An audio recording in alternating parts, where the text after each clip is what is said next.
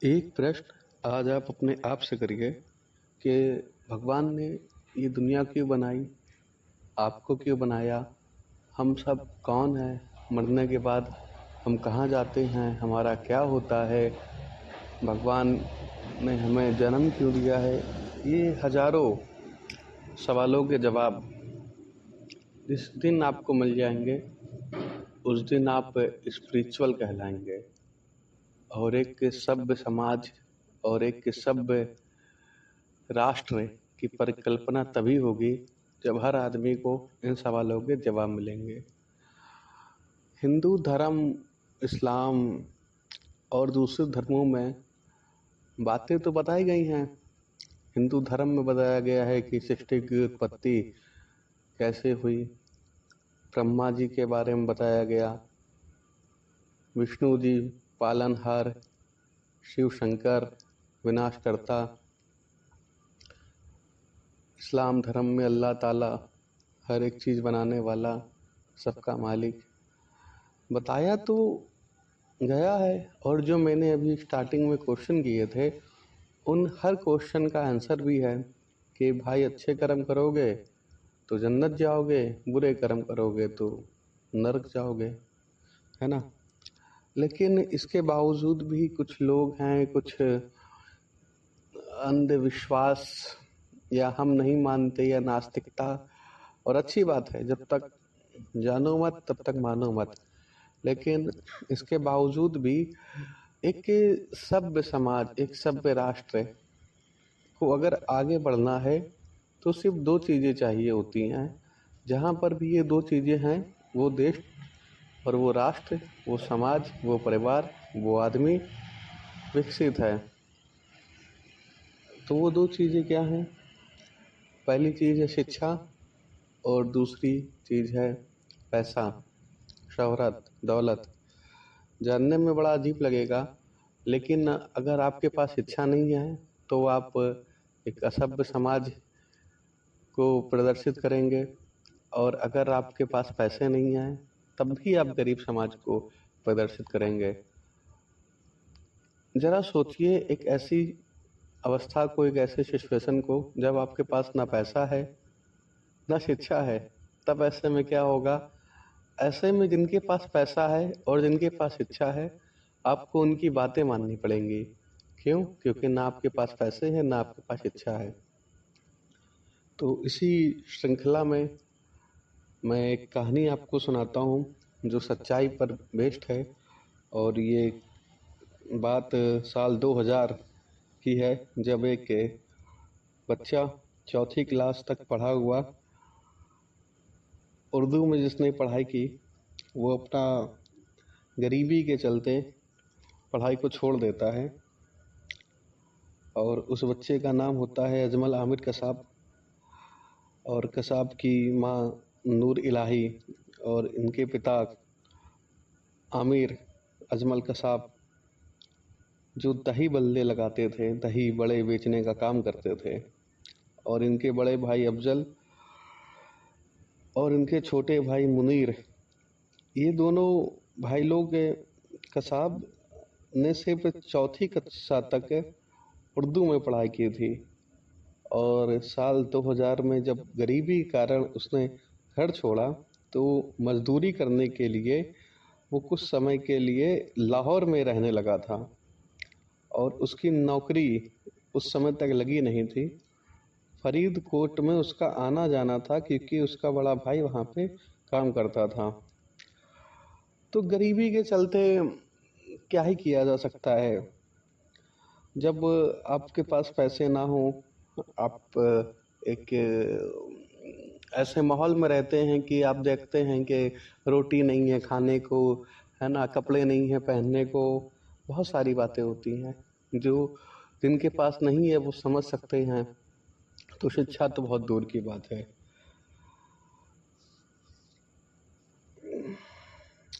तो यहाँ मैं बात कर रहा था, अजमल कसाब एक ऐसा आइकन है इस समय जिसको आप देख कर समझ सकते हैं कि पैसा और शिक्षा कितनी ज़रूरी है। पैसे और शिक्षा के अभाव में आदमी क्या से क्या कर जाता है। वो भी एक इंसान था, लेकिन जहाँ जहाँ पर भी इन दो चीज़ों की कमियाँ आएंगी, वहाँ पे लोग अपनी सोच आप पर डालेंगे। बात उसकी नहीं है हर जगह पे। तो अपने बच्चों को शिक्षित कीजिए, और सरकारों को, लोगों को चाहिए कि हर बच्चे को रोज़गार मिले। बिना रोज़गार के अगर आप ऐसे टहलेंगे तो फिर आप उन लोगों के निशाने में आ जाएंगे जो आपको रोज़गार के नाम पर आपसे कुछ भी करवा सकते हैं। तो बात करते हैं अजमल कसाब के बारे में। अजमल कसाब की एक बड़ी बहन रुकैया हुसैन जो शादीशुदा थी, और वो अपने गांव में रहती थी, और उसके बड़े भाई अफजल जो कि एक मज़दूर थे लाहौर में, और उसकी छोटी बहन सुरैया, और उसका एक भाई था मुनीर जो माता पिता के साथ फरीदकोट में रहा करते थे। एक बार साल 2005 में ईद के दिन गरीबी के चलते घर में राइट झगड़ा करता है अजमल कसाब अपने बाप से। उसको कपड़े चाहिए थे, बट पैसे थे नहीं। तो बाप ने मना किया कि बेटा पैसे तो है नहीं, आई एम सो सॉरी, मैं आपको नहीं दिलवा सकता हूँ। तो अजमल कसाब ने अपने बाप को भला भला बुरा बोला और घर छोड़ के चला गया। जस्ट इमेजिन, बंदे को पता है कि मेरे पास पैसे नहीं है, और बाप के पास अगर होंगे तो बाप छुपा रहा है क्या? ईद का दिन है, इस्लामिक लोगों के लिए बहुत पवित्र दिन माना जाता है ईद का। खुशियाँ मनाई जाती हैं ऐसे दिन में। अगर एक बाप की मजबूरी रही होगी कि वो अपने बच्चे को कपड़े नहीं दिला पाए, एक बेसिक नीड उसकी पूरी नहीं कर पाया, तो बच्चा क्या करता है? बच्चे अपने बाप का घर छोड़ सकता है। तो ये संस्कार हैं, संस्कार कह सकते हैं, शिक्षा का अभाव कह सकते हैं, गरीबी कह सकते हैं, या मंद बुद्धिपना कह सकते हैं, जो भी आप कहना चाहें आप कहें। और आप अपने माता पिता के बाद सबसे ज़्यादा जिस पे भरोसा करते हैं वो होते हैं आपके दोस्त। तो आपकी संगति कैसी होनी चाहिए, ये आपका फ्यूचर डिसाइड करती है। अजमल कसाब का भी एक दोस्त था मुजफ्फर लाल खान, जो छोटे मोटे अपराधों में अजमल कसाब को अपने साथ रखता था। फिरौती करना, डकैती डालना, ये छोटी मोटी बातें हो गई थी इनके लिए। शस्त्र खरीदना, असलहा बारूद, ये सारी चीज़ें पे डील करना। बात वहीं पर आ गई ना, अगर आपके पास अपना दिमाग नहीं है तो सामने वाले के दिमाग से आपको चलना होगा। ये सृष्टि का विधान है। रावणपिंडी में वो हथियार खरीदने जा रहा था, और अचानक उसकी मुलाकात होती है लश्कर ताइबा की एक राजनीतिक शाखा जमात उद दावा के सदस्यों से, जो पर्चे बांट रहे थे कि आओ आओ आओ हमारे साथ शामिल हो जाओ। एक समूह है, संगठन है जमात उद दावा, जो लोगों को दावत देता है लश्कर ताइबा में शामिल होने के लिए। लश्कर ताइबा क्या है इसके बारे में आपको आगे बताऊंगा। कहने का मतलब क्या है कि अगर आप शिक्षित नहीं हैं और आपकी जेब में पैसे नहीं हैं, तो आपको लोगों पर डिपेंड होना होगा, है ना। सामने वाला जो बोल रहा है वही सत्य है, ये चीज़ पर आपको कुछ भी गुमराह किया जा सकता है।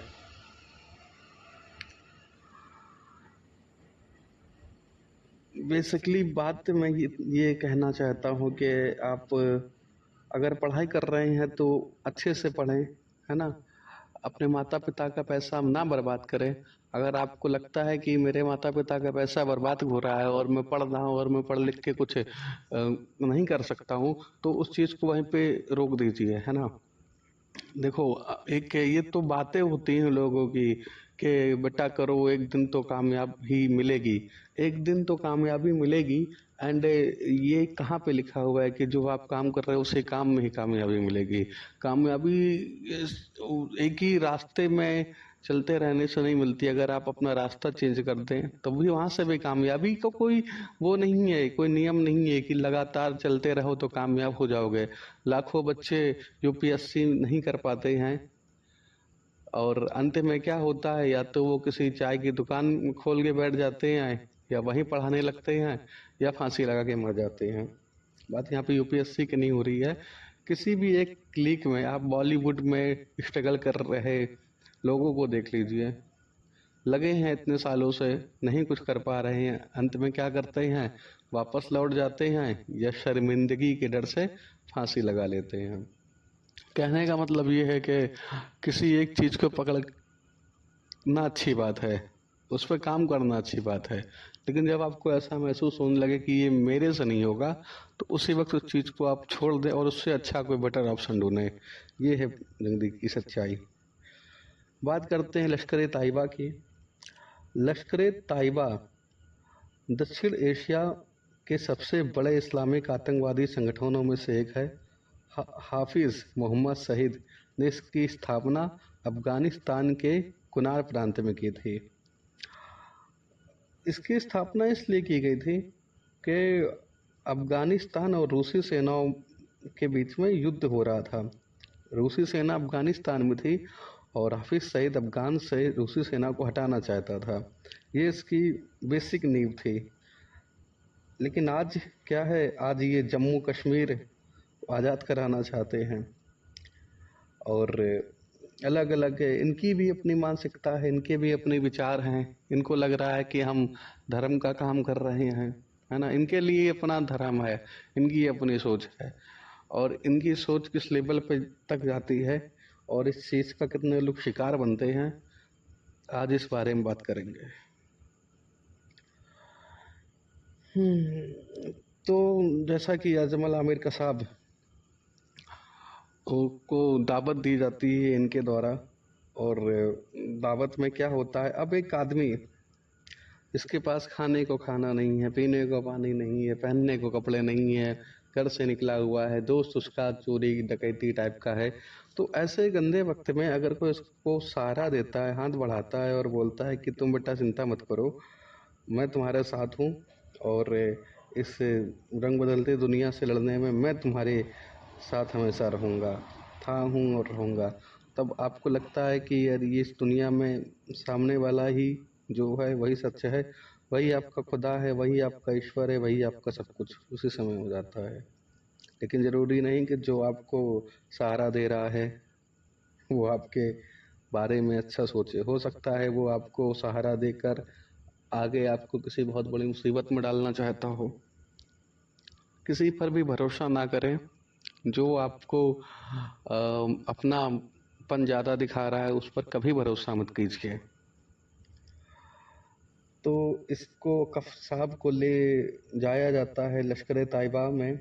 वहाँ पे इनकी ट्रेनिंग चलती है, कम से कम 3 महीने की ट्रेनिंग चलती है, और उस ट्रेनिंग में क्या क्या सिखाया जाता है इस पर थोड़ा बात करते हैं। ट्रेनिंग से पहले इनके पिताजी को एक ऑफ़र दिया जाता है कि देखिए, आपका बेटा बहुत काबिल है, बहुत अच्छा है, बहुत समझदार है, और काफ़ी बड़ाई की जाती है इसके पिताजी के सामने इसके बच्चे की, कि हम आपके बच्चे को एक अच्छा इंसान बनाएंगे और आपका बच्चा अल्लाह की राह में कुछ करेगा, कुछ नाम करेगा, कुछ ऐसा काम करेगा। बहुत अच्छी अच्छी बातें बताई जाती हैं। एंड बीबीसी और दूसरे आर्टिकल के अनुसार 1.5 लाख रुपए में इसके बच्चे की डील होती है। मतलब 1.5 लाख रुपए दिए जाते हैं इनके बाप को, अजमल के साहब के, ये 1.5 लाख रुपए सर ये पकड़िए और हम आपके बच्चे की अच्छी जगह नौकरी लगवाएंगे और आपके बच्चे की हम ट्रेनिंग करवा रहे हैं। ट्रेनिंग पीरियड का 1.5 लाख रुपए है। द हिंदू में छपे आर्टिकल की ये न्यूज़ है। अब एक आदमी इसके पास कुछ भी नहीं है, अचानक उसको 1.5 लाख रुपए मिल जाए तो उसके लिए बहुत बड़ा अमाउंट होता है। और जो उसको पैसा दे रहा है, क्योंकि मरना तो है, भूख से मरे या किसी से पैसे लेके मरे, कुछ खा के मरे, तो मरना तो था। गरीबी से मरने से अच्छा है रईसी में मरे, राइट। और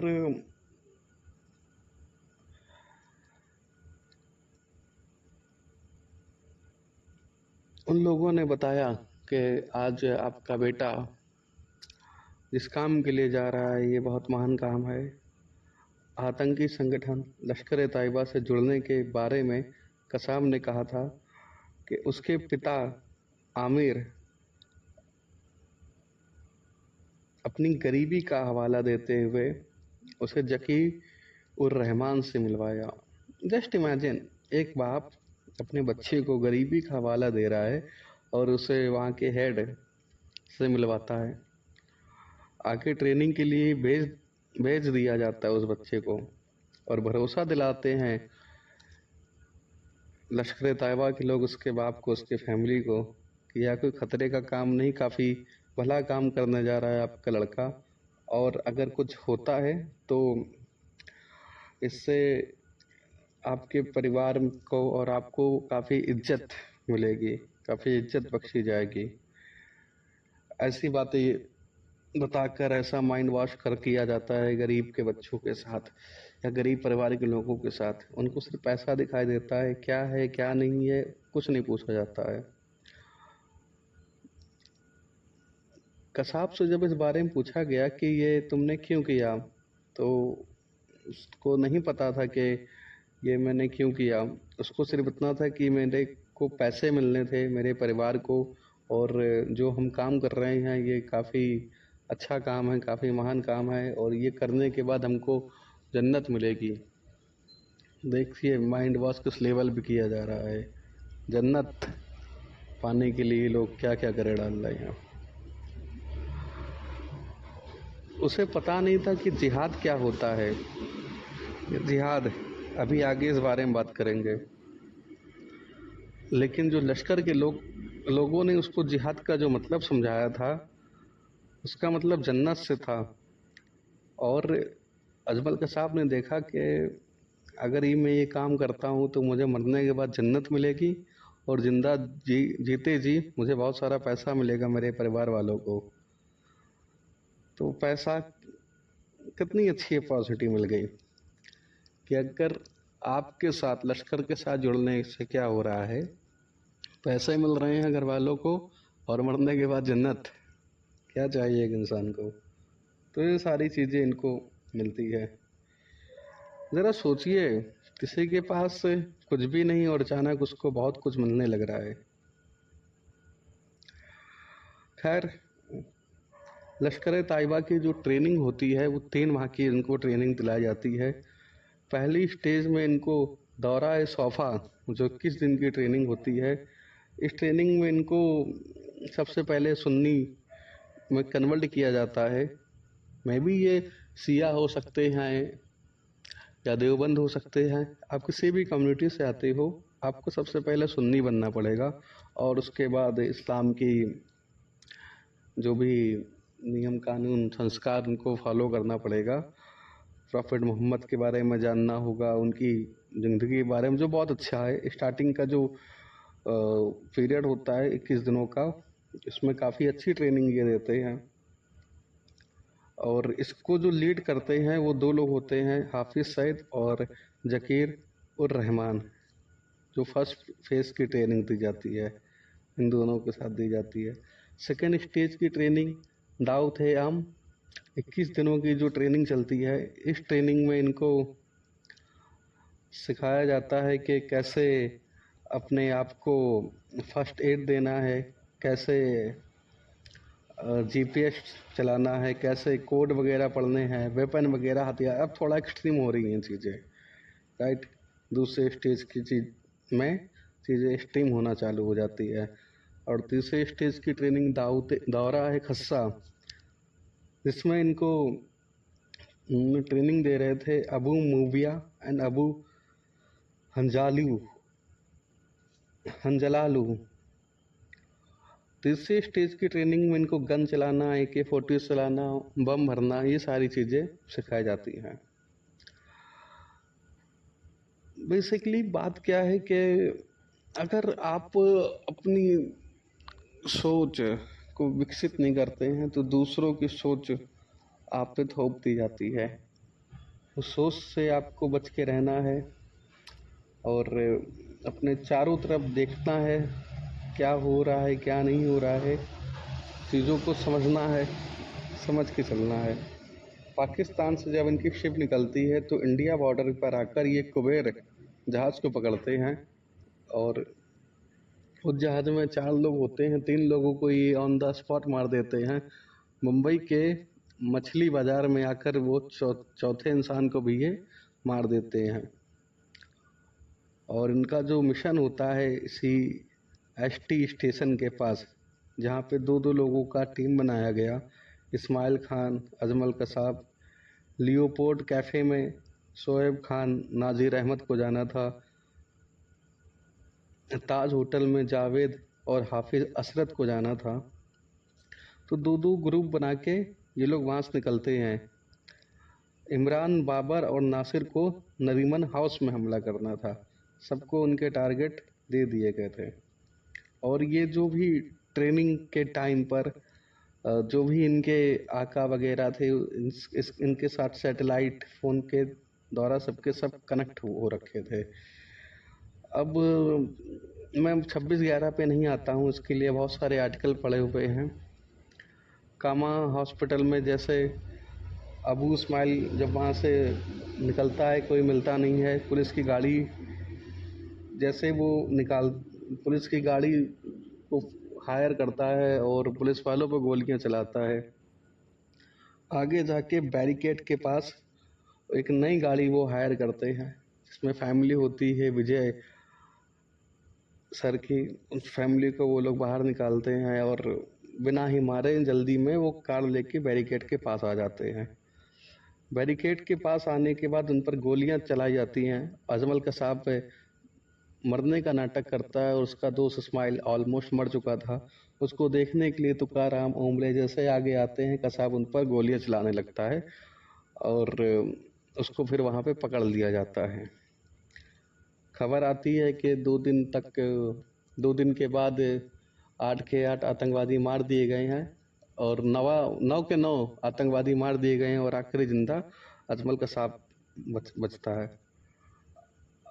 अब कसाब का जो वकील होते हैं उज्ज्वल निगम, जो इसको फांसी दिलाने के लिए एकदम भरसक प्रयास करते हैं और अजमल कसाब की तरफ से जो वकील लड़ रहे थे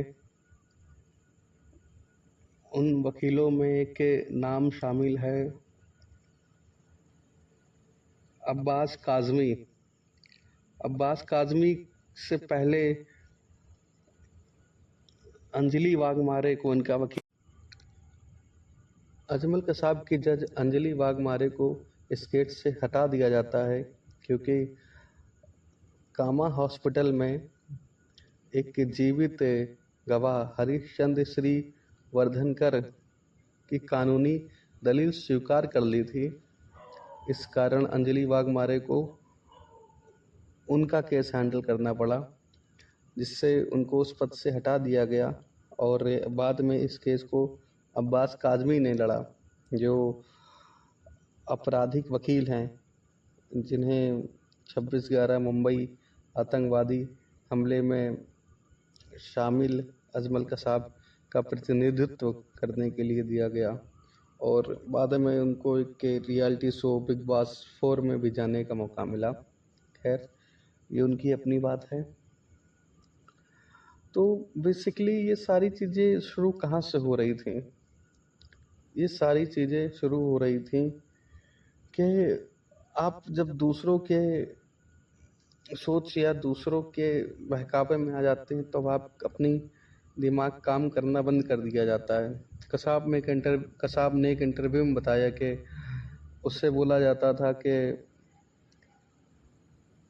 ये मौका तुम्हारा आज का ही है और जब तक जिंदा रहो मारते रहो, मारते रहो, मारते रहो। सोचिए, उसने इंटरव्यू में बोला कि हम भी इंसान हैं यार, कब तक मारते रहेंगे किसी को। और भारत सरकार, इतनी प्यारी सरकार, भारत जैसा देश पूरी दुनिया में नहीं, मुझे गर्व है, मैं धन्य हूँ कि मेरा जन्म भारत जैसे पवित्र देश में हुआ। एक आतंकवादी के लिए हमारी सरकार 25 से 30 करोड़ रुपए खर्च कर देती है 5 साल के अंदर। उसको 5 साल दिए जाते हैं अपने आप को बेगुनाह साबित करने के लिए। और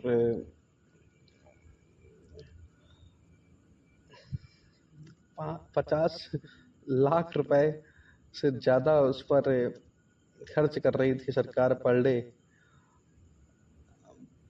दैनिक पत्रिका की माने तो मुंबई हमलों में एकमात्र पकड़े गए पाकिस्तानी आतंकी अजमल कसाब पर सरकार रोज करीब 3.5 लाख करोड़ रुपए खर्चा कर रही थी। 3.5 लाख रुपए खर्च कर रही थी पर डे, जिसमें कसाब का खाना, सुरक्षा, स्पेशल सेल, वकील का खर्च आदि शामिल था। आंकड़ों के अनुसार कसाब और उसकी सुरक्षा में लगे लोगों के खाने पीने पर 34,975 रुपये और मेडिकल पर 28,066 रुपये। इसी तरह जिस जेल में रखा गया उसे बम व बुलेट से प्रूफ बनाने के लिए करीब 5 करोड़ 25 लाख रुपए खर्च हुए। कसाब की सुरक्षा में तैनात महाराष्ट्र पुलिस के अधिकारी और कर्मचारी के वेतन पर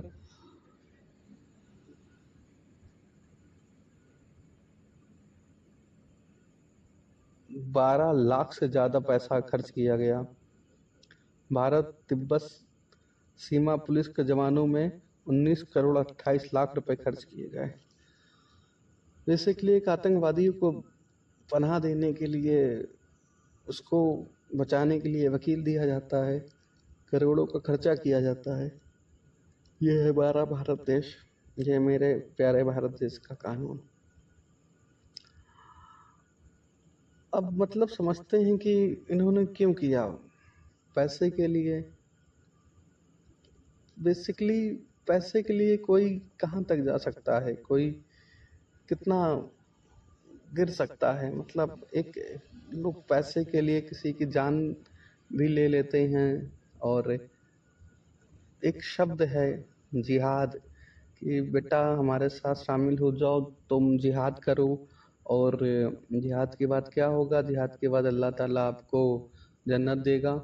इसमें इस देखिए 2 प्रकार के इस्लाम है, एक अल्लाह का इस्लाम है, एक हाफिज सईद जैसे मुल्ला का इस्लाम है। अल्लाह के इस्लाम में जो जिहाद का मतलब है, इसका मतलब होता है कि जिहाद के 2 वर्जन हैं, एक जिहाद अल अकबर, एक जिहाद अल असगर। अल अकबर छोटा जिहाद, अल असगर बड़ा जिहाद। जिहाद अल अकबर, जिहाद अल अकबर में बताया गया है जो अल्लाह का इस्लाम है, स्वयं के भीतर मौजूद बुराइयों के खिलाफ लड़ो, समाज में प्रकट होने वाली बुराइयों के खिलाफ लड़ो, स्वभेदी नस्ल भेदभाव के खिलाफ लड़ो और एक बेहतर छात्र बनने का प्रयास करो, एक बेहतर साथी बनने का प्रयास करो, एक बेहतर व्यापारी बनने का प्रयास करो और अपने क्रोध पर काबू पाओ।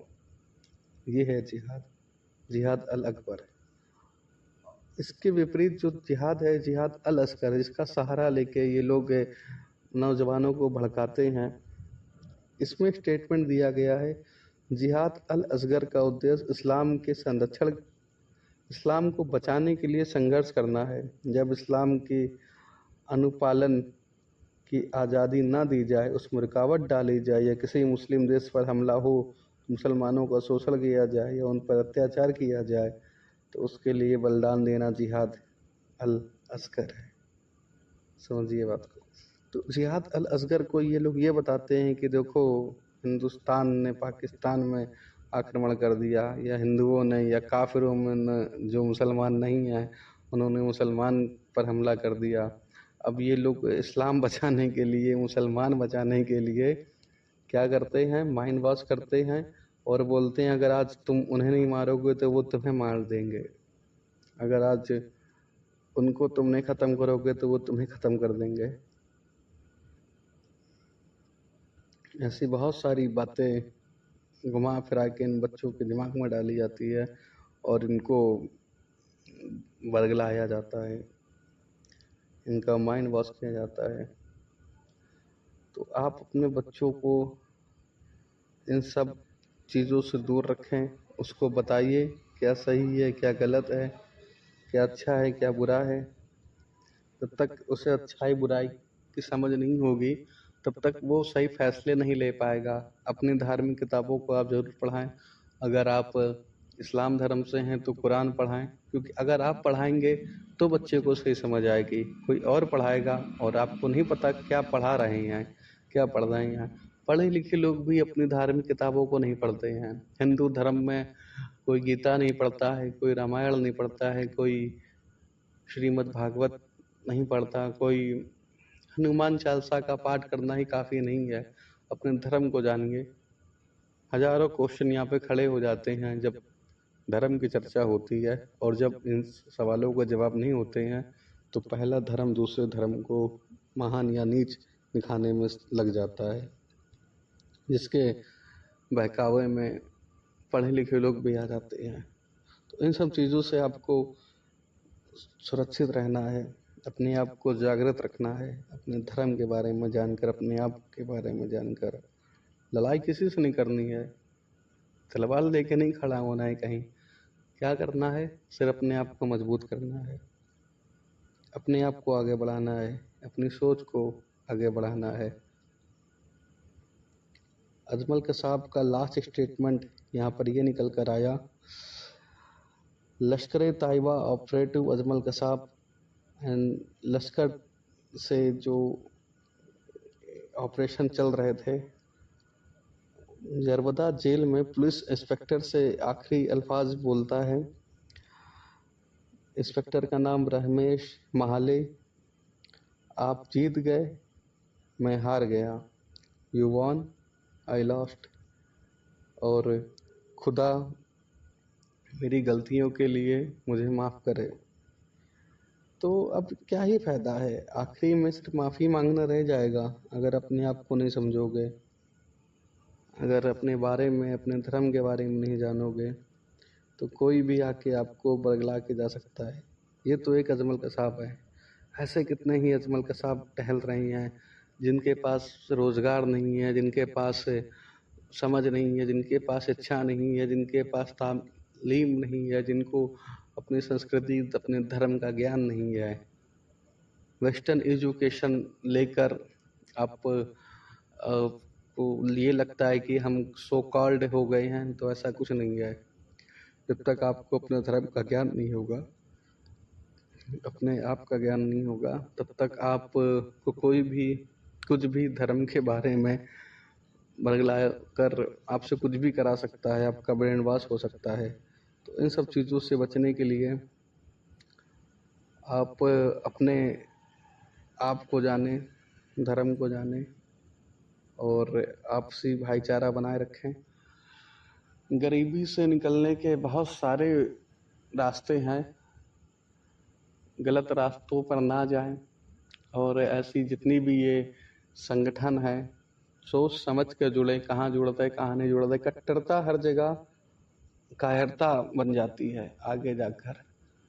कट्टरता वहाँ तक अच्छी लगती है जहाँ तक इंसाफ की बात होती है, लेकिन मैं सही हूँ ये विश्वास, मैं ही सही हूँ ये मेरा अति ओवर कॉन्फिडेंस, अति आत्मविश्वास, और मैं सही हूँ तुम सब गलत हो, इसे बोलते हैं कट्टरता, एक्सट्रीमिज्म। तो हमें कट्टरवादियों से, एक्सट्रीमिस्ट से दूर रहना है और अपने आप को सही राह पे, अपने देश के लिए सोचना है निरंतर। हमारा देश कैसे आगे बढ़े, हमारा परिवार कैसे आगे बढ़े और मैं कैसे आगे बढ़ूं। इसी के साथ ये सेशन समाप्त करते हैं। आपका बहुत बहुत धन्यवाद। जय हिंद, जय भारत, जय माँ भवानी, जय हिंद।